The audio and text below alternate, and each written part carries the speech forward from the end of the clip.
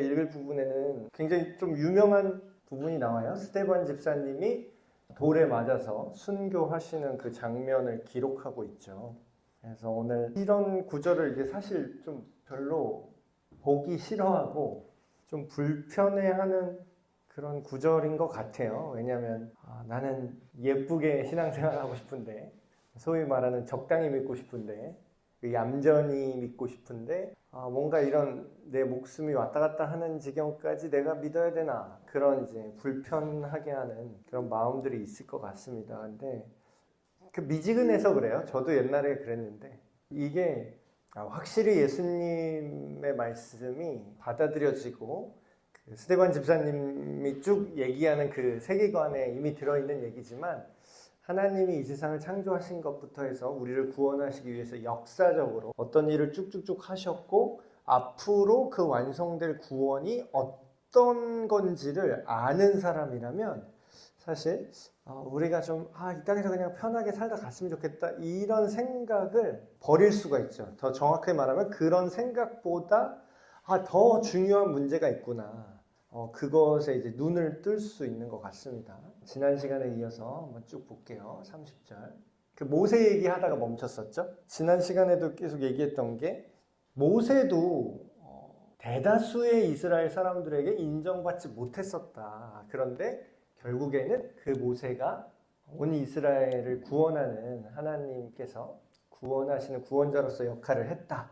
그런 거를 이제 계속해서 반복적으로 들려주고 있는 그런 와중에 있습니다.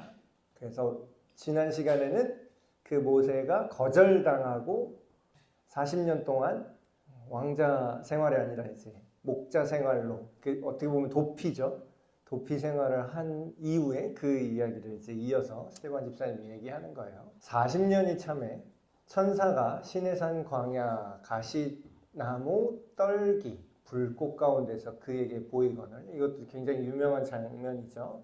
가시떨기나무에 불이 붙었는데 그게 타서 없어지지 않고 계속 불타고 있는, 그래서 성경에서는 이제 여호와께서 떨기나무 가운데 나타나셨더라 이렇게 언급을 하고 있지만, 여기서 스데반 집사님은 그거를 천사가 나타났다. 근데 이제 그게 목사님 이거 거기는 여호와가 나타났다고 여긴 천사가 나타났다 그러니까 뭔가 잘못된 거 아닌가요? 생각을 할 수 있는데 사실 이 시대의 구약적 개념으로 보면은 하나님의 현현을 천사의 나타남으로 보는 이제 구체적인 구절도 있지만, 하나님의 사자가 나타난 거랑 하나님이 나타난 거랑 사실 크게 구분을 하지 않습니다, 이 사람들은. 왜냐하면 이제 그게 그 나타난 존재가 하나님의 뜻을 받들여서 현현한 존재라면 그거 자체를 크게 구분하지 않았던 것 같아요. 근데 보통은 이제 엎드리면은 자기가 진짜 이제 천사, 정말 메시지를 전달하는 천사 입장의 경우는 이제 나한테 절하지 말아라, 일어나라, 이렇게 이제 천사가 직접 얘기하는 경우도 있고, 실질적으로 하나님의 현현이 딱 일어났을 때 그거를 이제 혼용해서 정작 인간 입장으로는 이렇게 기록한 부분들이 꽤 있습니다. 그래서 어쨌든 중요한 거는 천사냐 하나님 자신이냐가 중요한 게 아니라 어쨌든 하나님의 의도를 갖고 이 모세에게 나타나셨다라는 게 중요한 거죠. 그에게 보였어요. 모세가 그 광경을 보고 놀랍게 여겨 알아보려고 가까이 가니 주의 소리가 있어 나는 너의 조상의 하나님 즉 아브라함과 이삭과 야곱의 하나님이라 하신대. 모세가 무서워 감히 바라보지 못하더라. 성경에서 이런 표현들 굉장히 많이 나와요. 아브라함의 하나님, 이삭의 하나님, 야곱의 하나님, 이렇게 특정 조상들의 이름을 언급하면서 그의 하나님이다, 이렇게 이제 하나님을 소개하는 경우가 굉장히 많거든요. 근데 이제 굳이 이렇게 말하는 이유는 신약 성경에 예수님도 이제 이런 표현을 하셨지만, 하나님이 예수님의 표현을 빌려서 이제 얘기를 하자면, 하나님은 죽은 자의 하나님이 아니라 산 자의 하나님이다, 이런 얘기를 하세요, 예수님이. 그 얘기가 뭐냐면, 자, 생각해 보세요. 우리 기준으로 아브라함 죽었어요, 살았어요? 죽어 있죠. 지금 몇천 년 전 사람인데. 그쵸? 그러니까 우리가 그냥 육신적으로 가만히 생각할 때는 이미 죽어서 썩어서 없어진 사람이다, 육신은. 이 땅에 지금 존재하지 않는 사람이다, 이렇게 생각을 하지만, 하나님 입장으로는요, 아브라함과 이삭과 야곱이 죽은 게 아니에요. 우리가 성경적 세계관으로 이해를 하면은 하나님의 나라로, 그러니까 지금 이제 물론 육신은 죽어 있을지라도 그 영혼은 하나님과 함께 머물고 마지막 날에 그 육신까지 다 살린다고 하나님이 약속을 하셨기 때문에, 그러니까 우리 세계관으로는 이미 죽은 사람이지만 하나님이 보실 때는 아브라함과 이삭과 야곱이 아무도 죽은 사람이 없다라는 거예요. 그래서 이제 예수님이 하나님은 죽은 자의 하나님이 아니라 산 자의 하나님이다, 이렇게 이제 말씀을 하신 거죠. 그렇다는 건 이런 표현이 성경에 나오면 우리는 이제 이런 걸 생각하셔야 돼요. 하나님이 그냥, 사람들이 이제 잘 모르는 사람들이 하나님에 대해서 오해하는 것들 중에 하나가 저기 어딘가에 계시긴 계신데, 우주 저 너머 어딘가에 계시는데 전지하고 전능한 무슨 뒷방 할아버지 마냥 신적인 존재로, 지적 설계자로 굉장한 그런 초월적 존재가 있다라는 걸 인정을 하는데, 그게 나랑 직접적으로 상관은 없다고 생각하는 사람들이 굉장히 많습니다. 그러니까 신의 존재를 인정하는 거랑 그를 믿는다라는 건 사실 정확히 말하면 같은 뜻이 아니에요. 근데 이제 성경에서 계속 이렇게 얘기하는 이유는 뭐냐면, 나는 저 우주 멀리에 그냥 근엄하게 뒷짐지고 있는 허허허 하는 할아버지처럼 전능한 그런 존재가 아니라 니들이 알고 있는 니네의 역사 속에서 존재하고 그 안으로 개입할 수 있는 신이야 라는 뜻으로 나는 아브라함의 하나님, 이삭의 하나님, 야곱의 하나님이다, 이렇게 얘기를 한다는 거예요. 그 얘기는 이제 우리도 이걸 좀 응용해서 생각할 수 있겠죠.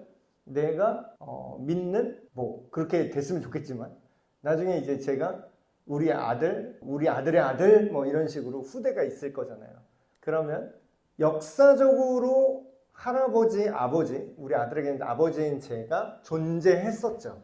본인들이 그 경험을 알잖아요. 근데 제가 이 땅에 살아 있을 동안 나에게, 우리 아버지 심두환 씨에게 함께 하셨던 그 하나님에 대해서 내가 곁에서 보고 듣고, 심지어는 손자는 또 전해서 들었을 거 아니에요. 그러면 이 하나님이 뒷방 늙은이에요, 우리의 인생에 오늘도 개입할 수 있는 분이에요. 개입할 수 있다는 거예요. 그러니까 그걸 느끼게 하기 위해서 나는 너의 조상의 하나님, 아브라함과 이삭, 야곱 알지? 너네 조상 얘기 들었지? 그 얘기를 하는 거예요. 그래서 이 표현이 굉장히 왜 민족적인 얘기를 하는 건가 했는데, 단순히 그게 아니라 내가 너와 멀리 떨어진 신이 아니라는 거죠. 너와 가까이 할 수 있는 그 신이다. 근데 말은 그렇게 하시는데 현상으로 신적인 임재가 딱 있으면 인간이 이제 두려워하죠. 모세가 무서워서 이때 처음 하나님의 존재에 대해서 접한 거니까 감히 바라보지 못하더라. 주께서 이르시되 내 발에 신을 벗으라. 내가 서 있는 곳은 거룩한 땅이니라. 자, 하나님을 가까이 해라. 하나님을 가까이 해라. 오늘날에도 우리가 그런 얘기 많이 하죠. 근데 이게 좋은 얘기인데 너무 하나님을 어렵게 생각해서 서먹서먹한 것도 문제지만, 하나님과 친밀해져야 돼. 그래, 교회 문턱을 너무 근엄하게 하면 안 돼. 교회 문턱을 낮춰야 돼 하면서 하나님의 기준을 넘어서까지 친밀해지려고 하는 사람들이 있어요. 그러니까 그 얘기는 뭐냐면, 우리식으로 말하면 아들이랑 딸이랑 친하게 지내는 거 좋죠. 그래서 손자 손녀랑 친하게 지내는 거 좋죠. 허물없이 같이 친밀하게 하는데 얘가 그 할아버지 수염을 잡아당긴다. 그러니까 친하게 지내는 거랑 이 넘어선 안 된 선이 있는 거랑은 별개예요. 근데 하나님께 우리가 친밀해진다고 해서 만약에 이 세상에 하나님께서 인정할 수 없는 그런 이제 타락한 모습, 그런 죄악에 오염된 상태를 그대로 계속하면서 하나님께 가까이 갈 수 있을까요? 없을까요? 그러니까 우리가 하나님이 죄인을 사랑하신다라는 걸, 예수님의 은혜에 대해서 굉장히 많이 얘기를 했죠. 은혜. 굉장히 중요합니다. 근데 은혜가 되려면요, 은혜는 원래 안 될 놈을 봐주는 게 은혜잖아요. 그럼 원래 안 되는 기준을 모른다면 그 사람한테는 은혜가 되지 않습니다. 그래서 이 구절도 굉장히 중요한 부분이, 하나님께서 네 발에 신을 벗고 선은 넘지 말고 네가 내 앞에 노예와 같은 존재임을 네가 알아야 돼. 네가 선 곳은 거룩한 땅이야. 그러니까 하나님의 기준을 넘어서는 친밀함은 하나님의 존재 자체를 굉장히 모욕하는 게 될 수 있다라는 거죠. 그래서 우리가 하나님 앞에 성경에 보면 그런 표현이 굉장히 많이 나오는데 두려워하라, 두려워하라, 두려워하라 이런 표현이 굉장히 많아요. 반대로 두려워 말라, 두려워 말라, 두려워 말라 하는 표현이 나오죠. 그러면 이걸 맥락 없이 그냥 보면 단어만 보시면 이렇게 헷갈리세요. 아니 뭐는 두려워하라 그러고 뭐는 두려워하지 말라 그러고 도대체 어느 장단에 맞춰야 돼? 그러니까 두려운 하나님이 우리를 사랑하시는 건데 그게 이제 조화를 이뤄야 되는 거죠. 그래서 성경에 두려워하라라고 나오는 거는 보통 어떤 맥락이냐면 하나님의 어미하신 그 공의의 기준, 이게 죄악을 절대로 타협하지 않으시고 반드시 그 대가를 진짜 한 톨까지 다 찾아서 갚으신다는 그 하나님의 공정함, 그게 굉장히 무서운 거거든요. 그리고 그러기 때문에 보통 이런 맥락에서 많이 써요. 네가 죄에 빠져 있을 때 그걸 두려워하라 그래요. 왜냐하면 심판주가 계시기 때문에. 근데 또 두려워하지 말라 그러는 성경 구절이 있죠. 그 얘기는 뭐냐면 네가 하나님 손에 붙들려 있다면, 네가 회개하고 그분의 자녀로 살아간다면 너는 내 능력이 너를 보호하기 때문에 절대로 이 세상의 악한 것과 그런 위협들에 두려워하지 말아라 이렇게 얘기해요. 그러니까 모세한테 똑같은 일이 일어난 거죠. 이때는 모세가 두려워해요.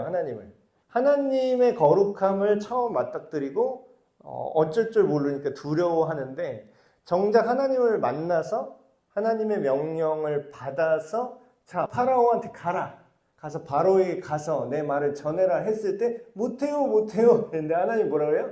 두려워 말라라고 얘기하죠. 그러니까 이게 두려워할 거를 두려워하지 않고 두려워하지 말아야 될 걸 두려워해요. 우리가 반대로 해요.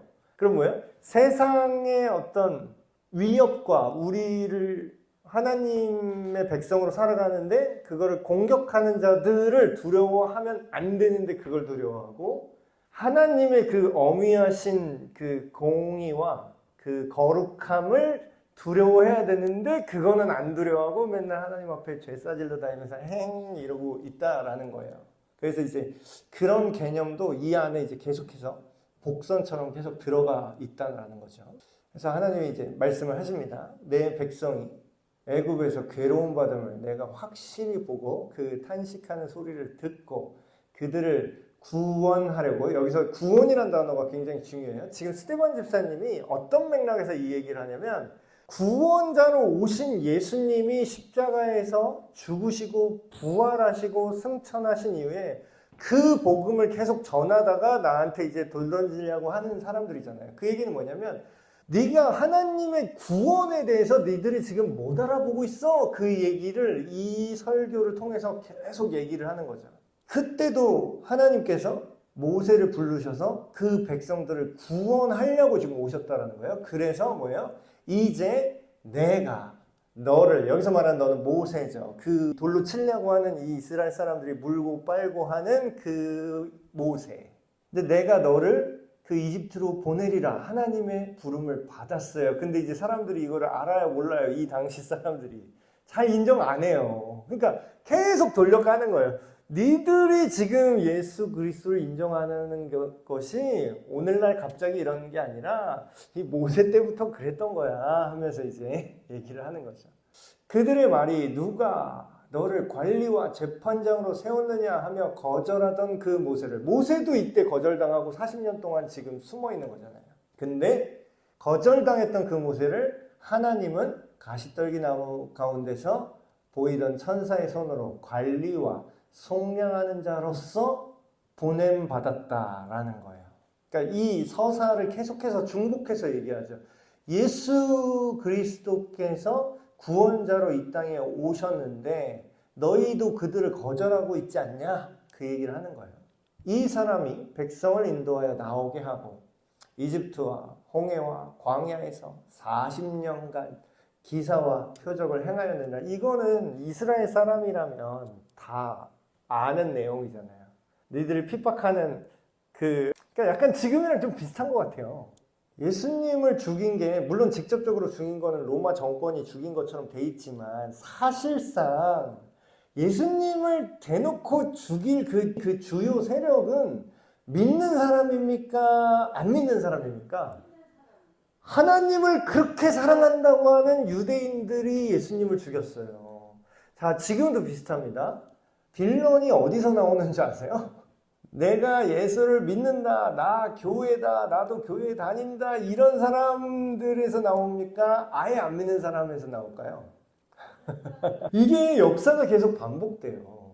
그랬는데 이렇게 얘기를 들었는데도 이 사람들이 이해를 못하는 사람들은 대다수 이스라엘 사람 중에 여전히 예수님을 믿지 않는 사람들이 있었다라는 거죠. 그러니까 지금으로 말하면 교회 다니는 사람은 많은데 같은 교회 다니는 사람이 오히려 성경대로 정말 진리를 깨닫고 복음을 정말로 경험하고 그걸대로 살려고 하는 사람들을 누가 핍박해요? 같은 교회에 다니는 사람이 핍박할 거라는 거예요.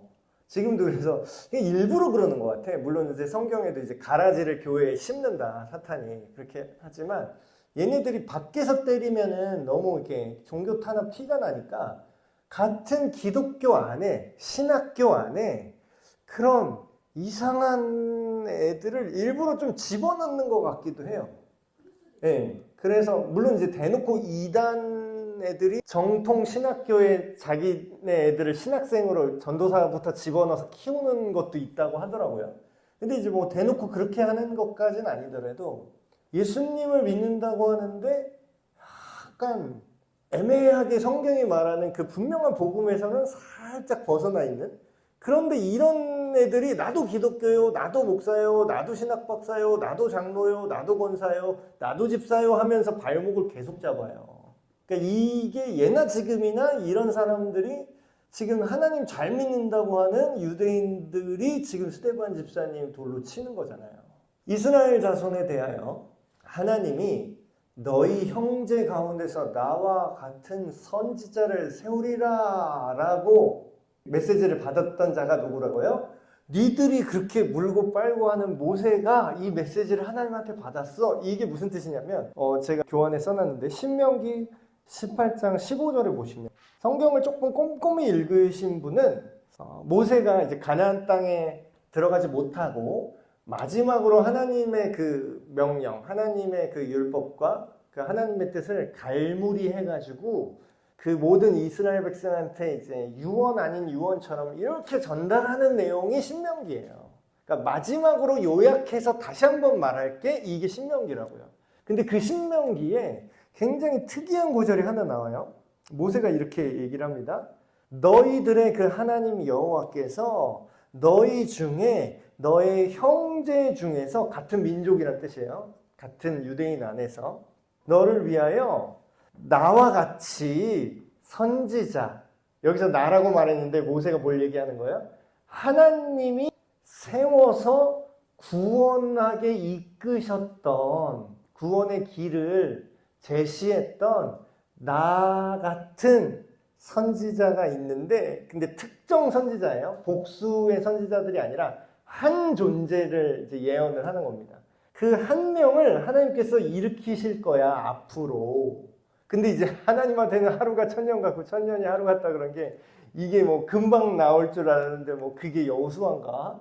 그게 뭐 다윗인가? 뭐 이렇게 생각했는데 결과적으로 지금 스테반 집사님의 해석과 우리도 성경 전체를 아는 사람의 해석으로는 결론적으로 온 인류, 유대인만 구원하는 게 아니라 온 인류를 구원하기 위해서 하나님이 하나님의 뜻을 알리는 선지자 같은 역할을 한 자를 보낸다는데, 그게 누구냐면 예수님이란 뜻이에요. 근데 그 한 선지자를 세워서 너희는 그의 말을 들어야 돼 라고 누가 얘기했다고요? 니들이 물고 빨고 하는 모세가 그렇게 얘기했잖아. 근데 이제 굉장히 돌려서 얘기하지만 그 나와 같은 선지자를 세울 거야 라고 모세가 예언했던 그 사람이 예수님이야, 이렇게 얘기를 하고 있는 거죠, 사실상. 근데 이제 점점 들을수록 기분이 나빠지죠, 이 사람들도.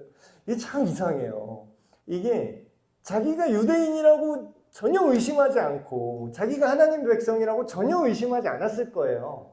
이때 뭐 사도 바울도, 이때는 사울이죠. 사울이라는 이름 갖고 있는 그 바울도 얘는 죽어 마땅해 라고 확신을 했을 거예요. 근데 지금도 복음의 진리대로 정말 타협하지 않은 그 핵심 코어를 이제 얘기를 하잖아요. 교회가 말뿐인 복음, 말뿐인 예수님 사랑해요. 요거는 굉장히 동의를 많이 하는 것 같은데 실제로 그 예수님 뜻대로 하자라고 그러면 의외로 반대가 많습니다. 의외로 반대가 많을 거예요. 그러니까 이게 굉장히 소름 돋는 부분이죠. 근데 우리가 기분 따라 니네 기분, 우리의 여론, 민주주의 투표 또 착각하시는 분들이 있다고 교회가 또 민주적으로 의사를 지내야 된다고 막 그러는데 교회는 민주주의도 아니에요. 사회주의는 공산주의는 더더욱 아니지만 교회는요 담임 목사 마음대로 하는 것도 아니고요 당의 마음대로 하는 것도 아니고요 공동의의 마음대로 하는 것도 아니고요 헌금 제일 많이 낸 사람 지분 있는 사람 마음대로 하는 게 아니라 하나님 뜻대로 하는 데입니다. 여기는. 그러니까 그거를 알고 그거대로 실질적으로 우리 사회, 경제, 정치, 문화, 우리 생활에 어떻게 적용할까 그거를 고민하는 거에 사실 가장 에너지를 많이 써야 되는 데가 교회인 거예요. 그래서 이렇게 니들이 근데 그렇게 물고 빨고 했던 그 모세도 이렇게 얘기했잖아. 시내산에서 말하던 그 천사와 우리 조상들과 함께 광야, 교회라고 언급을 합니다. 이제 영어 번역은 assembly라고 이렇게 얘기를 하는데 신약의 많은 저자들은 그 구약 시대의 광야에서 40년 동안 헤맸던 이스라엘 백성들을요 교회였다라고 말하는 사람들이 굉장히 많습니다. 그 교회의 형태랑 굉장히 비슷해요. 자, 교회는 누가 주인이죠? 아까 얘기했듯이 하나님이 주인이죠. 그리고 예수 그리스도를 머리로 해서 성령님의 인도하심을 받아 살아가고 교제하고 운영되어야만 하는 그런 이제 공동체인데 그 원형적으로 광야에 있었던 이스라엘 백성들이 정말 그 원형을 보여줍니다. 자, 뭐 중심으로 움직이죠? 가운데 성막이 있어요. 그건 뭐예요? 우리식으로 말하면 예배할 수 있는 공간과 하나님을 만나고 하나님을 경험할 수 있는 공간을 모든 진의 가장 중심에 놓고 그 위주로 움직여요. 단순히 형식적으로 교회 행사 위주로 내 삶을 다 맞춰야 된다 그런 뜻이 아니라 그 방향성이 거기가 센터라는 거죠. 그리고 실제로 이동할 때도 뭐가 이동해요? 하나님이 구름 기둥과 불 기둥으로 바람이 불거나 그 사인을 딱 주셔가지고 자, 지금 움직여야 돼. 지금 어디로 움직여야 돼. 라고 알려주면 가운데 있는 성막이 지금 다 챙겨서 그 방향대로 움직입니다. 그럼 뭐예요? 그 주변에 있던 12지파들은 거기를 센터로 다시 잡아서 다시 또 움직여요. 이게 오늘날의 교회의 어떤 모습들을 그대로 보여주는 거죠. 하나님의 목적대로 가는 거예요. 물론 이제 교회마다 현대 교회로 따지면 교회마다 그런 철학들이 좀 다르죠. 어떤 교회는 선교에 더 집중하는 교회가 있고 어떤 교회는 조금 더 구제에 집중하는 교회가 있고 여러 가지 교회마다 구체적인 어떤 사역의 방향성은 다르지만 근본적인 건 뭐예요? 다 일치해요. 하나님의 나라를 위해 더 정확히 말하면 많은 사람들이 복음을 듣고 예수님을 믿어서 거듭난 하나님의 백성이 되게 하는 것, 하나님을 알게 하고 하나님을 예배하게 하는 것, 그런데 밸런스가 해외 선교에 있고 그런데 밸런스가 청소년 사역에 있고 그런데 밸런스가 찬양 사역에 있고 이런 그런 게 차이가 있는 거지 핵심은 똑같다라는 거예요. 근데 광야를 뭐라 그래요? 교회라고 언급하죠. 함께 광야교회에 그들이 있었고 그때 그들이 뭘 했다고요? 살아있는 말씀을 받아서 그 백성에게 전달해 줬대요. 누가? 모세가. 실제로 그 구약 성경에 보면은 하나님이 이렇게 나타나요. 백성 회중 가운데 살짝. 대놓고는 아니고 그때 나타나니까 백성들 반응이 어떻게 나오냐면 무서워합니다. 그래서 그냥 우르릉 막 그냥 뭐 폭풍 속 같이 이렇게 나타났다고 이제 언급이 돼요. 근데 그것만 봐도 백성들은 모세한테 뭐라고 하냐면 우리는 여호와를 감당할 수 없겠으니 너무나 무서우니까 당신이 대신 듣고서 우리한테 전해주세요 라고 백성이 말해요. 그 얘기는 뭐냐면 이 당시에 모세가 살아있는 하나님 말씀을 실시간으로 성경에 뭐라고 써있냐면 모세는 하나님과 독대하여 친구처럼 친밀하게 그 말씀을 들었더라 이렇게 기록이 돼 있어요. 근데 이제 이 구절을 이제 보면은 우리는 신약 성경 끝까지 다 봤잖아요. 그러면은 뭐랑 되게 비슷하지 않아요? 예수님을 뭐라고 얘기죠? 요한복음 1장 뭐라고 나오죠? 말씀이 육신이 되어 이 땅 가운데 오셨다. 그럼 뭐예요? 말 그대로 살아있는 말씀이 누구예요? 예수님이죠. 그러니까 지금 스데반은 사실 예수님 얘기를 하고 싶은 거예요. 근데 예수님 얘기를 하면 얘들이 기분 나쁘고 막 그 나사렛 이단이야 막 이러고 돌 던지려고 그러니까 그들이 이해하는 모세를 통해서 지금 얘기를 하는 거죠. 근데 모세가 하나님의 살아있는 말씀을 받아서 전해준 것 같이 그 살아있는 하나님의 말씀이신 그분이 직접 와서 우리가 잘못 이해하고 있던 어떤 율법의 허점이라든가 하나님의 마음이라든가 이런 거를 다 풀어주지 않았냐 그 얘기를 하는 거예요. 우리 조상들이 근데 그때도 어때요? 복종했어요? 안 했어요? 그때도 말 안 들었다는 거예요.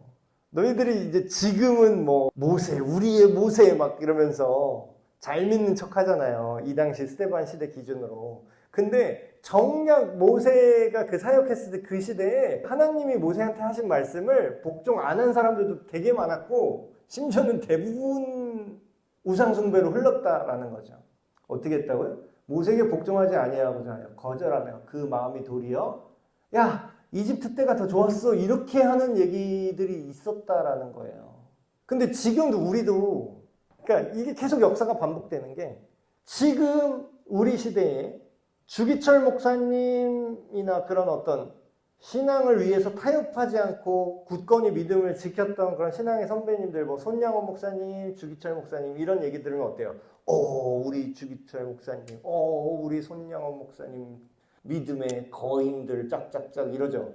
정작 그분이 그때 신사참배 반대해서 잡혀가고 막 공산당한테 막 살해당하고 이럴 때 그때에 믿는다는 사람들이 주기철 목사님, 손양원 목사님을 어떻게 취급했을까요? 안 좋게 생각했어요. 이상해. 뭐 났어. 지만 거룩해? 대다수는 그렇게 생각했어요. 대다수 그렇게 생각했다고. 근데 지금도 비슷하지 않으세요? 지금도? 교회가 이렇게 많은데 예수님 믿는 사람이 이렇게 많은데 정말 진실을 위해서 얘기를 하면은 같은 교회 다니는 사람들이 돌을 던져요. 그때나 지금이나 모세 때나 인간은 똑같다라는 거예요. 그 얘기는 뭐예요? 인간은 예수님 없으면 답이 없다라는 거예요. 그럼 깨닫는 것밖에 없어요. 예수님을 믿고 회개하고 예수님께 항복하는 수밖에 없어요. 근데 안 하겠죠. 대다수는 아마 안 할 겁니다. 이때도 안 했고 모세 때도 안 하고 스데반 때도 안 하고 주기철 목사님 때, 손양원 목사님 때도 안 하고 지금도 안 하고 앞으로도 안 할 거예요. 그래서 계시록에 이렇게 나오잖아요. 거룩한 자는 그대로 거룩하게, 더러운 자는 그대로 더럽게 두라. 정말 내버려 두라는 뜻은 아니고 복음은 계속 전할 건데 우리는 하나님의 뜻대로 스데반 집사님처럼 우리는 증언을 해야 돼요. 우리가 할 건 해야 돼요. 예수님이 증언하라고 했으니까. 그게 또 하나님의 사랑이니까. 근데 하는데 얘네들이 안 믿어요. 우울해요. 안 믿어요. 미치겠어요. 힘들어요. 이러지 말라는 거예요. 어차피 안 들으려면 안 들을 거야. 그게 네 책임이 아니야. 그 얘기를 하는 거예요. 성경은. 내가 복음을 증언하되 그들이 나에게 돌을 던진다고. 그들이 물론 내가 무례하게 말해서 내가 재수없게 말해서 뭐 뺨 맞는 건 뭐 내 책임일 수 있겠지만 정말 사실을 얘기했는데 사람들이 그걸 받아들이지 못하고 돌을 던진다고 해서 그 책임이 나한테 있지 않다라는 겁니다. 그래서 또 그렇게 뼈 때리는 얘기 지금 하고 있죠. 도리어 이집트로 가고 싶어 했다. 아론더러 이렇게 백성들이 그렇게 얘기했잖아요. 야, 우리를 인도할 신들을 우리를 위해서 만들어줘라. 이집트 땅에서 우리를 인도하던 이 모세는 어떻게 됐는지 우리가 모르겠어. 죽었나 봐. 40일 동안 그 시내산에 올라가서 40일 동안 이제 내려오지 않고 있으니까 사람들 입장에는 그 산 꼭대기를 멀리서 보면 막 번개가 우르르 치고 막 이러고 무섭게 막 그러고 있는데 이놈의 모세는 올 생각을 안 해. 그 당시에 뭐 핸드폰이 있지도 않잖아요. 나 좀 이따 갈게 연락도 안 되니까 그냥 40일 동안 연락 두절이잖아요. 근데 모세가 올라간 것으로 보이는 곳은 누가 봐도 사람이 가면 죽을 법한 현상들이 막 우르릉 하고 있으니까 이렇게 생각하는 게 굉장히 어때요? 저는 옛날에 성경을 뭐 주일학교에서 이렇게 배울 때는 우상숭배한 이 사람들 아주 나빠요. 우상숭배를 하다니 하나님을 배신하고 여러분은 이러면 안 되죠. 네, 이런 식으로 주일학교 때 되게 띄엄띄엄 배우잖아요. 근데 성인이 되고 나서 성경을 읽어보니까 어때요? 정말 우상 안 만들 자신 있습니까? 40일 동안 안 내려오고 있는데 죽었다고 봐야 되잖아요, 사실상. 보통 이 일반적인 상식으로 생각할 때 여러분 상식이 믿음과 부딪힐 때가 있어요. 그 주기철 목사님한테 돌 던지고 야 얘는 목사 그 제명하자 했던 애들이 다수였는데 걔네들이 그 시대에 상식적으로 움직이던 애들입니다. 상식적으로 지금 신사참배를 교회가 반대하면 교회 재산 몰수당하고 그러는데 우리 그러지 맙시다. 상식적으로 생각합시다. 말은 상식이고 그걸 뭐라 그래요? 배신이라고 합니다. 하나님 입장에서는 이 세대의 상식이 죄악일 수 있다는 거예요. 지금도 이게 계속 이루어지고 있어요. 지금 젊은 청년들 이 시대의 상식은 뭐예요? 야 사귀는 그냥 성관계 하는 거지. 이게 상식이에요. 제가 동성애 반대하는 것보다 야 니네 결혼하기 전에 여자친구 남자친구랑 섹스하면 안 돼 이렇게 얘기했을 때 제가 돌을 더 많이 맞을걸요. 실제로 더 싫어할 거예요. 왜냐면 동성애자는 실제로 그렇게 많진 않아요. 물론 요새 되게 많아지긴 했지만 근데 뭐예요? 대다수 교회 다니면서도 알아서 그렇게 부정하게 사는 사람들 굉장히 많고 교회 다니면서 불륜하는 사람 있고 그럼 뭐예요? 이거를 성경대로 빡 얘기하면은 그들이 싫어할까요? 좋아할까요? 그러니까 신목사 뭐 정죄한다고 뺨 때릴까요? 울면서 순종하고 회개할까요? 뺨 때리는 사람이 더 많아요. 이런 거 지금 유튜브에 올리면 어떻게 될까요? 싫어요. 맞고 쳐요. 그러니까 이게 답은 우리가 알고 있어서 이렇게 얘기하지만 실제로 대다수는 이걸 선택했다라는 거예요. 그 당시에도. 이것도 뭐예요? 스데반이 지금 돌려가는 거예요. 니네 대다수 예수님을 메시아로 믿고 있지 않잖아. 그게 이게 특이한 게 아니야. 모세 때도 그랬어. 우리를 위해서 신들을 만들어라. 그때 그들이 금송아지 만들어서 그 우상 앞에서 제사하면서 자기 손으로 만든 것을 기뻐했다. 근데 이게 되게 소름 돋는 건 자기들이 정말로 여호와를 믿고 있다고 착각했다라는 거예요. 성경의 이 구절 보시면 뭐라고 나오면 정확히 워딩이 이렇게 나옵니다. 이는 너희를 이집트에서 구원해낸 여호와다 이래요. 아론이 그랬나? 금송아지한테 그렇게 말해요. 금송아지 던져주면서 그렇게 얘기해요. 여호와다 이렇게 얘기해요. 자, 오늘날 어때요? 굉장히 소름 돋게 일치하죠. 자기가 믿는 신의 그림을 그려놓고 나한테 복 주는 예수님, 내가 기도하면 나 병 고쳐주는 예수님 그러면서 뭐라 그래요? 예수님의 뜻에는 관심이 없어요. 복음이 뭔지 하나님 나라가 어떤 식으로 이 땅에 펼쳐나갈지는 전혀 관심이 없고 나를 채워주는 예수님, 나를 위로하는 예수님. 물론 나를 위로하시죠 하나님이. 근데 위로가 목적이 아니에요. 하나님의 뜻대로 내가 맞춰서 가다 보면은 고통 중에 위로를 받는 거지. 나를 위한 신을 새롭게 조각해놓고 나는 예수를 믿는다고 하면서 교회를 다녀요. 그런 사람들은 뭐예요? 교회 다니면서 우상 숭배하는 거예요. 이게 되게 무섭죠. 하나님을 우상으로 바꿔놓을 수가 있어요. 이게 구조적으로 가능합니다. 되게 무서운 거죠. 이거 현대에 이런 일이 일어나요.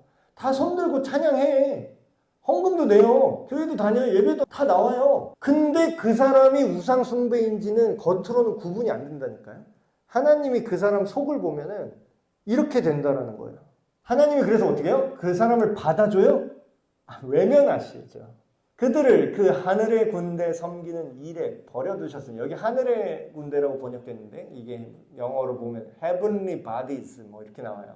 그러니까 그 하늘의 어떤 몸통들 직역하면 그런 느낌인데, 이게 뭐냐면 여기서 말하는 하늘은요, 우리가 하늘에 계신 우리 아버지 할 때 그 하나님이 계신 공간을 말하는 게 아니라, 성경에 지난주에 에베소서 말씀, 우리의 싸움은 혈과 육이 아니요 하늘에 있는 악의 영들을 대하여 때 그 하늘, 악한 영적 존재가 도사리고 있는 어떤 영적인 세계를 말하는 하늘입니다. 여기 이 하늘은. 그럼 뭐예요? 하늘의 군대라는 건 뭐예요? 에베소서 그 말씀이 나온 것처럼 이 어둠의 세상 주관자들, 그들을 섬긴다라는 거예요. 이게 되게 무서운 얘기인데, 사람들은요, 내가 무슨 악한 영을 섬겨요? 저는 그런 오컬트 관심 없습니다. 제가 무슨 악마 숭배자 의식에 참여한 적도 없어요. 제가 무슨 마법진 그려놓고 거기다가 염소 피 뿌리고 이런 짓 안 합니다. 그런 짓을 안 해도 사실상 정사와 권세와 이 땅에 이 세상 악의 공중권세, 악한 주관자들이 있다라는 거예요. 지금 뉴스에 그 앱스타인 파일이라고 돈 많은 그 권력자들 모아놓고 어디 별장 데리고 가서 뭐 이상한 성접대 한 사람에 관한 그 파일이 지금 막 공개되고 있어요. 전 세계적으로. 거기 우리가 이름만 대면 아는 유명한 사람들 막 나오더라고요. 뭐 빌 게이츠 뭐 어쩌고 저쩌고. 그게 지금만 있을 것 같으세요? 옛날엔 없었을까요? 그게? 그거를 정사와 권세와 이 세상의 어둠의 주관자들이라고 합니다. 그 앱스타인이 그거다라는 게 아니라, 그 사람들이 사실상 섬기는 그 보이지 않는 사상과 생각이 있어요. 그게 악한 영이랑 연결된다라는 거예요, 결국에는. 근데 그거를 사실상 섬긴다는 거예요. 금송아지 섬기는 거나 지금 그 앱스타인 파일이 공개된 현대의 우리가 지금 정상적으로 생각하는 국가와 이 사회 시스템은 뭡니까? 자유민주주의, 그러니까 보편적으로 정상적으로 작동하는 것만 얘기할까요? 자유민주주의와 자본주의가 그래도 이 지구의 스탠다드잖아요. 솔직히 말하면 지금 뭐 사회주의 뭐 다 문제 있잖아요. 자, 이런 자유민주주의와 자본주의 시스템이 선이다, 정의다 이런 말은 아닙니다. 근데 사실상 우리가 전 세계적인 글로벌 스탠다드는 이 두, 경제 정책은 자본주의 시스템, 정치 시스템은 자유민주주의 시스템으로, 그러니까 컴퓨터로 말하면 오퍼레이팅 시스템이죠. OS 같은 거. 우리가 컴퓨터 키려면 윈도우 써야 되잖아요. 그런 것처럼 이 세 개를 굴리는 시스템이 경제 쪽으로는 이거고 정치 쪽으로는 이거로 사실상 가고 있는데, 우리가 큰 착각은 뭐냐면 우리는 이 두 개로 돌아가는 줄 알았어요. 근데 이 두 개를 넘어서서 공산주의든 사회주의든 이슬람이든 다 모든 시스템을 아우르는 더 위에 뒷배가 있다라는 게 조금 드러난 거예요, 지금.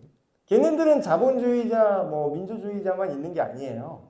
그러니까 돈 있고 힘 있는 애들은 다 그 윗선에 다 닿아 있는 거예요. 우리가 지금 뭐 야당, 여당 서로 막 경쟁하는 것 같죠? 그거 WWE예요. 프로레슬링 같은 거예요. 그러니까 되게 그게 진짜로 믿는 사람, 순진한 사람들이라니까요. 자, 프로레슬링 선수가 막 악당 역할이 있고 이제 선한 역할이 있죠. 둘이 경기 끝나면은 같이 웃으면서 얘기해요. 실제로는 죽일 것처럼 싸우죠, 경기에서는. 그게 다 쇼라니까요. 지금 여당, 야당, 뭐 미국도 마찬가지예요. 공화당, 민주당 다 쇼예요, 사실. 그 위에 조종하는 애들이 다 따로 있어요. 근데 뭐 이런 얘기하면 뭐 음모론자다 얘기했는데, 이제는 솔직히 다들 눈치 있는 사람은 다 알아요. 그게 이 얘기죠. 그러니까 그거를, 그럼 뭐예요? 하나님이 야, 그 안에서 살아. 그 시스템 안에서 그런 이 세상 주관자들이 조종하고 이끌어가는 그런 타락한 문화 속에서 그럼 네가 살아 하고서 버려두셨다라는 거예요.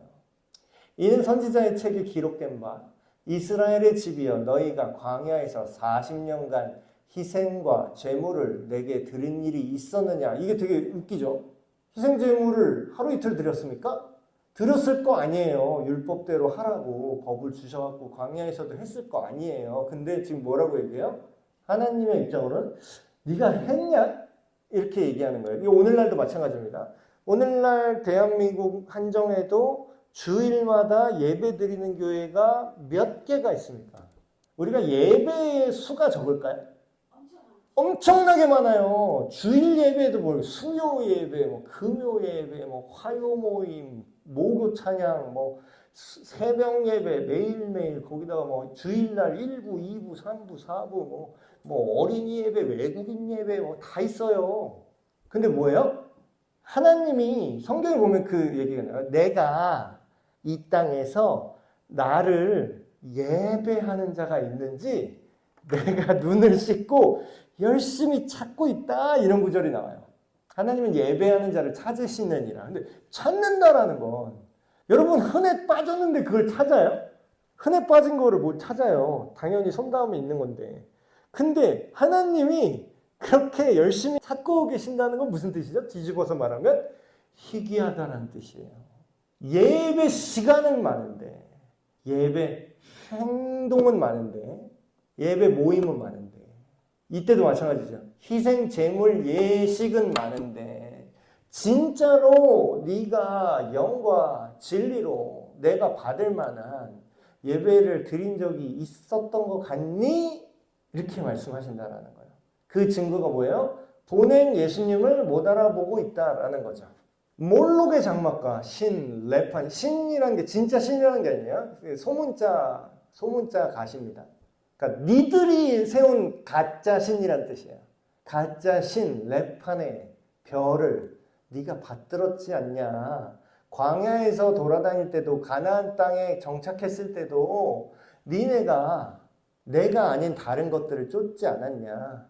이렇게 얘기하면 나는 그런 적 없는데 어렸을 땐 그렇게 생각했는데 이거를 이제 몇 년 전에 돌아가신 그 팀 켈러 목사님이 쓰신 책 중에 그게 있어요. 내가 만든 신이라는 책이 있습니다. 여러분 꼭 읽어보십시오. 그게 우상숭배의 현대적 버전을 완전히 번역을 해주신 거예요. 지금 이런 신이 없을 것 같아요? 우리에게 다른 신이 없을 것 같아요? 너무 많습니다. 지금도. 이거를 보면은 소름 돋을 거예요. 우리가 얼마나 다른 우상숭배가 우리의 일상 속에서 얼마나 깊이 들어왔는지 그 책에 이제 개념을 이렇게 설명을 해놨거든요. 근데 그 주제가 내가 만든 신이에요. 아까 금송아지 누가 만들었죠? 하나님이 아니에요. 인간이 만들었잖아요. 이스라엘 백성이 지들이 금고리 부어서 만들었잖아요. 근데 우리도 똑같다라는 거예요. 우리도. 원래 성경이 말하는 예수님은 그런 예수님이 아닌데 지가 상상한 예수님을 따로 만들어서 그걸 섬긴다라는 거예요. 이 얘기를 하는 거죠. 너희가 절하고자 하여 만든 형상이다. 오늘날도 똑같죠. 내가 거기서 위로받고 내가 그거에서 신앙생활 잘하고 있다고 확인받고 싶어하는 거. 뭐 번영신학 뭐 이런 것도 있잖아요. 근데 다 망했잖아요. 사실. 내가 너희를 바벨론 밖으로 옮기리라 함과 같은 일. 결국 다 망해서 잡혀갔잖아요. 역사적으로. 결국 우상숭배의 결과가 이스라엘 국가의 멸망으로 이어졌습니다. 광야에서 우리 조상들에게 증거의 장막이 있었으니 아까 말했죠. 장막이 있었다고. 이것은 모세에게 말씀하신 그 하나님께서 명령하사 그가 본 그 양식대로 만들게 하신 것이었다. 근데 이제 이게 확장됐어요. 나중에 가나안 땅에 정착해서 살다 보니까 우리 조상들이 그것을 받아 하나님이 그들 앞에서 쫓아내신 이방인의 땅을 점령할 때에 여호수아가 함께 가지고 들어가서 그 장막이 이제 전에는 이동식이었는데 이제 가나안 땅에 정착을 했어요. 그래서 어떻게 돼요?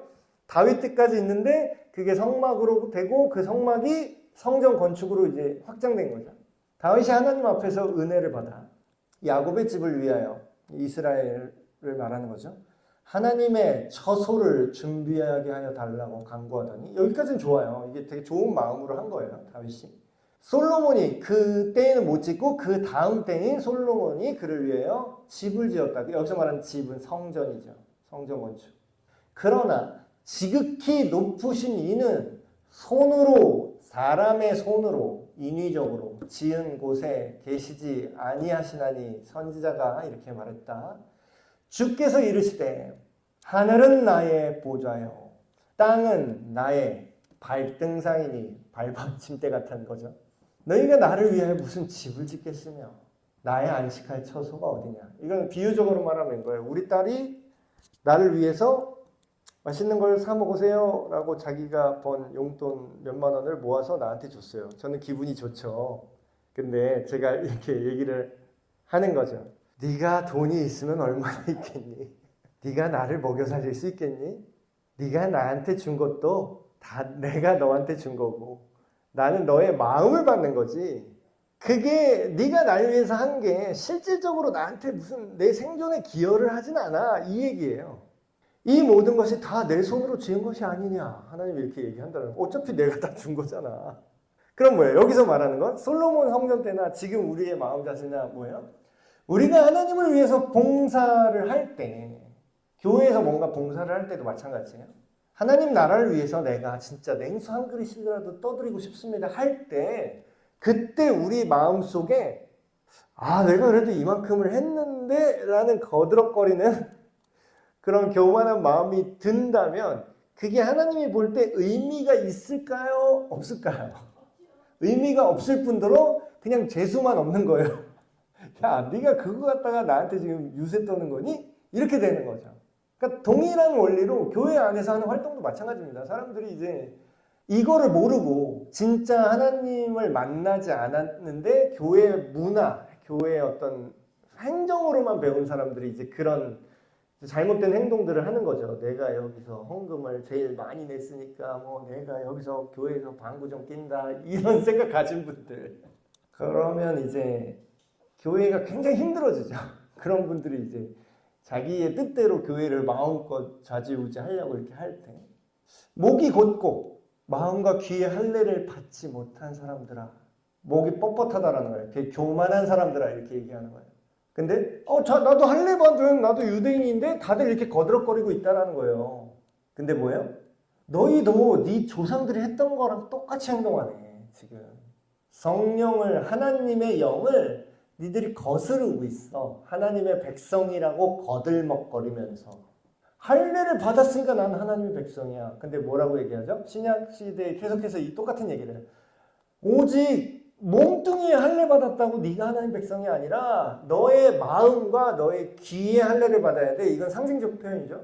마음과 귀에 할례를 받았다는 건 뭐냐면 하나님의 백성답게 말씀을 듣는 귀때기가 열려있고 네 마음이 하나님께 항복되어 있는 순복한 그런 상태여야 하나님의 백성으로 할례 받은 거랑 똑같은 효과가 나지 않겠니? 그 얘기를 하는 거예요.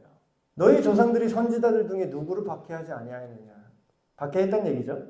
의인이 오시리라 예고한 자를 그들이 죽였다. 누가 죽였다고요? 안 믿는 사람이? 믿는 사람이. 가짜로 믿는 사람들이죠, 사실.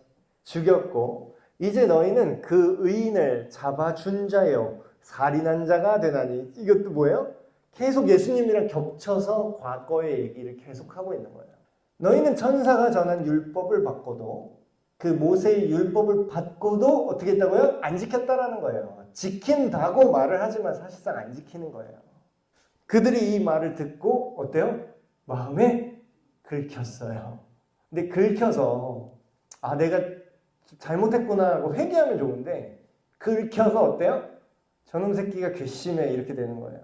그러니까 이제 교회 안에서도 주님 다시 오실 때까지 알곡과 가라지가 섞여 있을 거라고 말씀하셨어요. 그래서 교회가 이렇게 다툼이 있는데 둘 다 예수님을 믿는 사람인데 의견이 달라서 적용이 달라서 다툴 수는 있어요. 바울과 바나바가 다퉜던 것처럼. 근데 그런 거는 이제 건강한 다툼인데 알곡이 있는데 가라지 새끼가 와가지고 하나님의 뜻이 아닌데 하나님의 뜻인 것처럼 우기는 그런 애들이 교회 안에서 이렇게 마찰을 일으키면 이게 굉장히 힘들어집니다. 그 교회가 되게 힘들어져요. 그 공동체는 결국에는 근데 문제는 이제 누가 가라진지를 구분을 할 수가 없다라는 거죠. 제대로. 스데반이 성령이 충만하여. 이게 주목할 건 성령이 충만했다라는 거예요. 자, 우리는 성령 충만하면 뭔가 기분 좋고 내가 뭔가 말씀으로 충만해가지고 내가 마음이 평안하고 이럴 때만 성령 충만하다고 착각을 해요. 근데 그게 아니라 그것도 성령 충만의 결과일 수 있거든요. 근데 지금 뭐라고 얘기해요?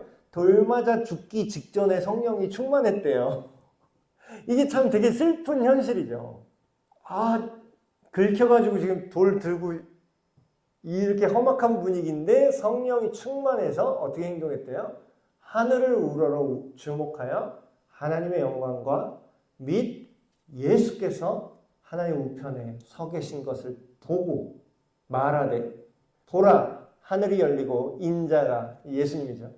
예수님께서 하느님 우편에 계신 것을 내가 지금 본다 이렇게 얘기했더니 그들이 큰 소리를 지며 귀를 막고 일제히 그에게 달려들었어요. 지금도 똑같아요. 여러분 논리로 이렇게 얘기를 하면은 논리적으로만 생각하면 이게 될 줄 알았어요. 근데 이게 논리가 안 먹히는 지점이 반드시 생겨요. 아무리 논리적으로 맞는 얘기를 해도요. 귀 막고 이러면서 그냥 개독새끼하고 쌍욕 박는 사람들이 대다수예요. 그러니까 안 통해요. 그러니까 이게 물론 이제 차근차근 설명했을 때 정말로 그런가? 라고 정말 진실이 궁금했던 사람들은 들어요. 근데 아까 그 반응처럼 자기가 찔리기만 하고 얘를 괘씸하게 여기는 사람들은요. 귀 막고 달려들어서 돌 던집니다. 예나 지금이나 변한 게 없어요. 성 밖으로 스데반 집사님 내치고 돌로 쳐서 죽입니다. 여러분 이게 제가 그 선교지에서 그 영상 같은 거 이렇게 도는 거 몇 개 본 적 있거든요. 근데 이제 그게 너무 잔인한 영상에서 이게 잘렸는데 그게 잘리기 전에 무슨 선교사님들 사이에서 이렇게 좀 누가 돌린 그런 영상 같은 걸 제가 본 적이 있어요. 지금으로 말하면 뭐 그 스너프 필름 같이 돼버린 거예요. 그러니까 사람이 직접 죽는 영상. 근데 이제 사람이 돌에 이렇게 맞잖아요. 그러면 근데 다행히 고화질은 아니었어요. 그걸 고화질로 봤으면 너무 이제 힘들었을 텐데 이렇게 선교지에서 막 이렇게 찍은 영상이라서 막 되게 저화질로 막 이렇게 그런 영상으로 봤는데도 굉장히 잔인하더라고요. 사람이 이렇게 고기 덩어리 같이 이렇게 뭉개지면서 이렇게 죽더라고요. 근데 여러분, 내가 이렇게 죽을 것 같은데 이걸 말할 수 있겠습니까? 이렇게? 보통은 죄송해요 하면서 그냥 갈 것 같지 않아요? 이런 얘기 안 하고 진실을 얘기 안 하고. 근데 아까 뭐라고 그랬죠? 성령이 충만했다 그래요. 성령이 충만하니까 내 생명이 위태로워도 할 건 해야 되는 거예요. 참 이게 그러니까 하나님께서 이렇게 능력 주지 않으면 우리는 못할 것 같아요. 이게 그냥 내가 내 의지로 베드로처럼 나는 주를 위해서 죽겠습니다. 현실은 3번 부인하고 막 욕하고 도망갔잖아요. 근데 성령께서 이거를 돕지 않으면 우리가 순교도 못합니다. 그래서 돌로 막 쳐서 죽이는데 복선이 하나 나오죠. 그래서 돌로 쳐 죽이는 사람들 옷을 이렇게 맡아주고 이 새끼 죽어도 싸네 했던 사람이 사울이에요. 지금 이 사도행전의 거의 메인 주인공이 되는 사람이 이제 빌런처럼 처음에 나온 거죠. 그들이 돌로 스데반을 치니 스데반이 부르짖어 이르되 주 예수여 내 영혼을 받으시옵소서 하고 중요한 건 이거예요. 무릎을 꿇고 크게 불러 이르되 주여 이 죄를 나를 돌로 쳐 죽이는 이 사람들에게 돌리지 마세요 하고 숨을 거뒀다라는 거예요. 근데 여러분 어디서 이거 많이 본 대사 아닙니까? 우리가 지금 사도행전 보고 있는데 사도들이 예수님을 전하는 거잖아요, 지금. 정확히 말하면 예수님이 부활하심을 전하고 그가 우리가 기다렸던 메시아다라고 전하는 거잖아요. 근데 그 예수님이 십자가에서 달려 돌아가실 때 똑같은 말을 해요. 주여 이 죄를 저들에게 돌리지 마시옵소서. 그게 원래 십자가의 의미거든요. 원래 니들이 받아서 멸망해야 될 죄를 그들에게 돌리지 마시고 나한테 돌리셔서 내가 그들의 죄를 위해서 대신 속량하겠습니다. 그게 예수님의 십자가잖아요. 근데 놀라운 거는 우리가 순교한 사람들 얘기를 듣거나 만약에 안타깝게도 선교사님 가족 중에 막 순교해서 돌아가셨다고 쳐봐요. 그럼 그 가족이 인간적으로는 어떤 마음이 들어요? 내 아버지를 죽인 사람, 그 민족, 내 아버지를 죽인 그 민족 마음이 어떻게 좋습니까? 죽여버리고 싶죠. 그냥 인간적인 생각이라면. 아니면 100번 양보해서 내가 그래 복수는 안 할지라도 니들을 그냥 지옥에서 뒤져라 하면서 복음을 안전하고 싶겠죠. 인간적인 마음이라면. 근데 지금 스데반이 뭐였다고요? 성령이 충만했대요. 그러니까 이게 지금 스데반이 얘네들을 막 니들은 안 믿으니까 죽어야 돼 막 이런 식으로 뭔가 무리를 일으키려고 이 얘기를 한 게 아니라 정말로 니들이 알고 회개해야 돼 라는 사랑의 마음으로 이 말을 했다라는 거예요. 그렇지 않고선 이런 반응이 나올 수 없다라는 거죠. 그래서 정리를 하면 우리도 세상을 막 우리가 항복시켜야겠다. 이 세상을 막 논리로 복음으로 이해시키겠다. 라고 만약에 우리가 거기까지 생각을 한다면 어차피 안 돼요. 우리의 역할과 책임은 뭐냐면 그저 정직하게 복음을 있는 그대로 증언해서 그들이 직면하게 만드는 것까지만 할 수 있습니다. 근데 그걸 뭐예요? 내가 돌을 맞더라도 그걸 해야 된다는 거예요. 성경에 그런 말이 나죠. 나는 죽고, 바울이 그런 얘기를 합니다. 나는 죽고 내 안에 그리스도만 사신다. 이런 표현을 해요. 그게 무슨 뜻이냐면 믿지 않는 자를 적대하란 말이 아니에요. 근데 우리가 싸움의 대상을 지금 잘못 잡는 경우가 굉장히 많아요. 믿지 않는 자를 적으로 만들어서 뭐 대결 구도를 만들라는 뜻이 아니라 뭐예요? 내가 그 사람들한테 비난당하더라도 욕먹더라도 심지어 맞아 죽더라도 뭐예요? 그들이 오히려 구원받게 될 수 있도록 그런 사람으로 내가 산다라는 말이 내가 죽고 그리스도로 산다라는 뜻입니다. 갈라디아서 2장 20절 말씀이 그 뜻이에요. 이제 내가 사는 것은 내가 사는 것이 아니요 내 안에 계신 그리스도와 함께 사는 것이다. 그 얘기는 뭐예요? 예수님이 구원을 위해서 생명도 아끼지 않으셨던 것처럼 갖은 모욕도 두려워하지 않고 피하지 않으셨던 것처럼 우리도 그렇게 살겠습니다. 예수님도 똑같은 얘기했죠. 너희가 나를 따라오려거든 너 스스로를 부인해야 될 거야. 너의 자존심, 너의 안전, 너의 명예, 너의 어떤 풍요로움 그거 보장받으려고 있으면 날 못 쫓아올 거야. 너를 그 모든 걸 부인하고 죽음도 불사하고 불명예도 오해받는 것 진실을 말하면 주기철 목사님 목사 자격 복구가 언제 된 줄 아세요? 몇십 년 안 됐어요. 그때까지 그냥 장로교 거기 교단에서 목사 제명 상태로 있었어요. 돌아가신 다음에도. 그러다가 나중에 이게 막 후배들이 막 우리 이거 회개해야 된다. 이게 창피한 거다. 이거 아직까지 교적을 복구를 안 한 거냐 주기철 목사님. 그래서 나중에 그때 막 회개하고 막 복구한 게 몇십 년 안 됐어요. 그럼 뭐예요? 그 당대와 그 후대 사후 후대 몇십 년 동안도 계속 불명예로 사셨던 거예요. 그분은 우리 시대의 다크나이트인 거예요. 배트맨이 범죄자인 줄 알아요. 모든 사람들은 사실상 영웅인데 그런 거예요. 우리가 이 두 가지를 놓고 기도했으면 좋겠습니다. 첫 번째 우리가 기도할 제목은 이 자기가 하나님을 잘 믿는다고 생각했지만 사실상 자기가 만든 하나님을 섬기느라 진짜 구원자에게 돌을 던졌던 진짜 예수님을 잡아 죽였던 이런 사람들처럼 우리가 되지 않길 원합니다. 하나님, 우리가 하나님을 내 상상으로 내가 원하는 모양대로 조각해서 우상으로 만들지 않게 하시고 성경이 말씀하시는 하나님의 구원, 때로는 불편하고 때로는 정말 받아들이기 어려운 그 좁은 길, 되게 피곤한 길 그런 걸 하나님의 진짜 구원을 우리가 보고 따라가게 하여 주시옵소서. 두 번째 기도할 제목은 세상이 원하는 길로 우리가 가지 않고 자꾸 예쁘게 믿을 생각 하시면 안 돼요. 더럽게 죽을 생각도 각오하셔야 돼요. 타협 없이 우리가 타협해도 되는 건 좀 타협해도 돼요. 교회 안에서 이게 주일 음식 메뉴가 뭐면 어떻습니까? 짜장이면 어떻고 짬뽕이면 어떻습니까? 그런 건 타협해도 돼요. 그런 거 갖다가 핏대 세우고 교회에서 성가대가 있으면 어떻고 없으면 어떻습니까? 모던 워십 하면 어떻고 옛날 찬송가 하면 어떻습니까? 그런 거는 좀 타협 좀 하세요. 그런 거를 죽기까지 싸우더라고. 그런 거는 좀 타협하시고 절대로 타협하면 안 되는 복음의 진리 절대로 바뀔 수 없는 예수님이 우리에게 가라고 하신 그 좁은 길 그 복음의 증인이 되게 하여 주시옵소서.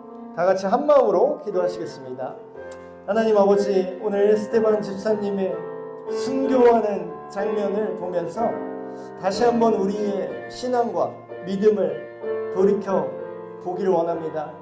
하나님, 우리가 내 스스로 예쁜 신앙생활, 편하게 믿을 수 있는 하나님을 따로 만들어 놓진 않았는지 우리 안에 모든 우상들을 드러내 주시고 깨뜨려 주시옵소서. 이제는 내가 사는 것이 아니요 나를 구원하신 하나님의 그 사랑의 능력으로 내가 기쁘거나 슬프거나 힘들거나 어렵거나 언제나 그 길을 주님 손 붙들고 걸어가는 우리가 되게 하여 주시옵소서. 다른 하나님의 사랑의 마음으로 품을 수 있는 모든 것들에는 사랑으로 서로를 품게 하시고, 그러나 절대로 타협해서는 안 되는 변하지 않는 복음의 진리, 구원의 진리 앞에서는 우리가 목숨까지 걸고 지킬 수 있는 우리가 되게 하여 주시옵소서.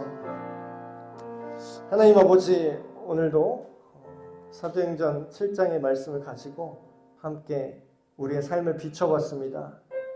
오늘날이나 이 스데반의 시대나 모세의 때나 언제나 인간은 타락했고 언제나 하나님의 말씀을 따르기보다는 자기 욕심을 선택했던 대다수의 사람이 있었음을 봅니다. 하나님, 내가 그 하나님이 찾으시는 온전한 예배자, 온전한 하나님의 자녀, 그 좁은 문, 좁은 길로 들어가는 그 한 사람이 되길 원합니다. 많은 사람을 쫓아가고 민주주의로 다수결로 따라가는 것이 아니라 오직 모두가 아니라고 해도 주님의 진리의 편에 굳게 서서 순종하며 나아가는 우리 모든 에베네셀 교회 되게 하여 주시옵소서. 우리 주 예수 그리스도의 이름으로 기도하옵나이다. 아멘.